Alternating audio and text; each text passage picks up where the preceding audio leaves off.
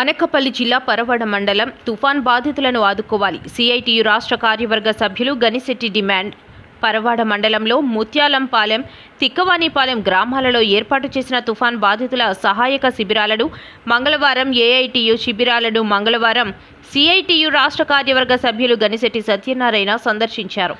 ఈ సందర్భంగా సహాయక శిబిరంలో ఉన్న మత్స్యకార కార్మికులను సహాయక చర్యల గురించి ఆరా తీశారు. ఈ సందర్భంగా గనిశెట్టి మాట్లాడుతూ సహాయక శిబిరాల్లో 11 గంటల 30 నిమిషాల వరకు కూడా కనీసం ఉప్మా కూడా సహాయక శిబిరంలో ఉన్న వారికి పెట్టలేదని అన్నారు. తిక్కవానిపాలెం శిబిరంలో కనీసం వంట కూడా చేయలేదని అన్నారు. కేవలం గ్యాస్ స్టవ్, వంట పాత్రలు మాత్రమే ఈ శిబిరంలో ఉంచారని అన్నారు. మత్స్యకారులను శిబిరాలకు తరలించిన వారికి కనీసం భోజనం, టిఫిన్, పిల్లలకి పాలు, బిస్కెట్లు ఏర్పాటు చేయాలని ముందస్తు ప్రణాళిక లేకపోవడం విచారకరమన్నారు. బాధితులను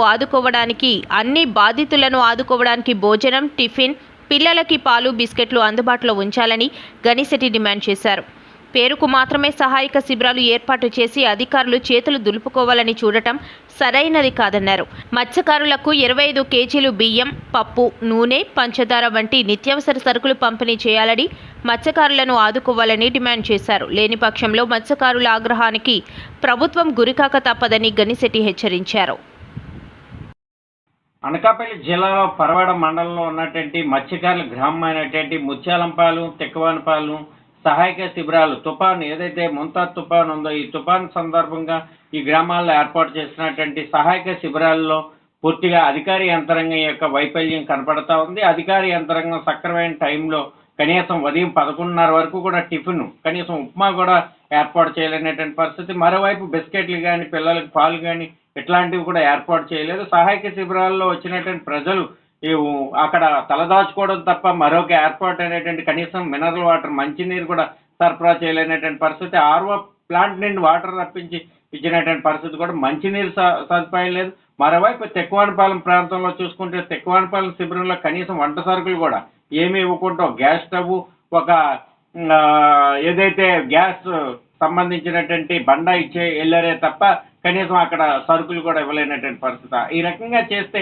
సహాయక శిబిరాలు ఏదో పేరుకే నిర్వహించడం తప్ప కనీసం అవసరాలైనటువంటి భోజనం కానీ, టిఫిన్ కానీ, మంచినీళ్ళు కానీ ఇట్లాంటివి కూడా ఏర్పాటు చేయకపోవడంతో మత్స్యకారులు గగ్గోలు పెడుతున్నటువంటి పరిస్థితి. అందుకని ప్రభుత్వ అధికార యంత్రాంగం అన్ని రకాల ఏర్పాట్లు చేయాలనేటువంటిది సిఐటియు డిమాండ్ చేస్తూ ఉంది. ఆ రకంగా ఏర్పాటు చేయకుండా మత్స్యకారులను ఇబ్బందులు గురి చేసేటువంటి పరిస్థితి కాకుండా మత్స్యకారులను ఆదుకోవడానికి అన్ని రకాల చర్యలు చేపట్టాలి. ఈ తుఫాన్లో అనేక మంది తమ ఎండు చేపలు ఏదైతే ఉన్నాయో ఈ కొట్టుకుపోయినటువంటి పరిస్థితి. మరోవైపు ఇల్లులు ఏదైతే ఇల్లులు ఉన్నాయో కమ్మటి ఇల్లులు, ఆ కమ్మల ఇల్లులు పడిపోయినటువంటి పరిస్థితి. అందుకని ఇవన్నిటిని పరిశీలించి అధికారులు మత్స్యకారులను ఆదుకోవడానికి చర్యలు చేపట్టారు.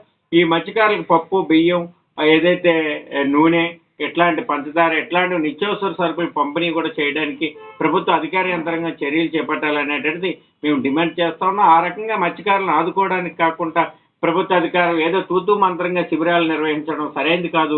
ఈ శిబిరంలో అన్ని రకాల ఏర్పాట్లు అంటే టిఫిన్, భోజనం ఇట్లాంటివి కూడా ఏర్పాట్లు చేసి మత్స్యకారులను ఆదుకోవడానికి ప్రతిష్టమైన చర్యలు చేపట్టాలనేసి సిఐటియు డిమాండ్ చేస్తా ఉంది.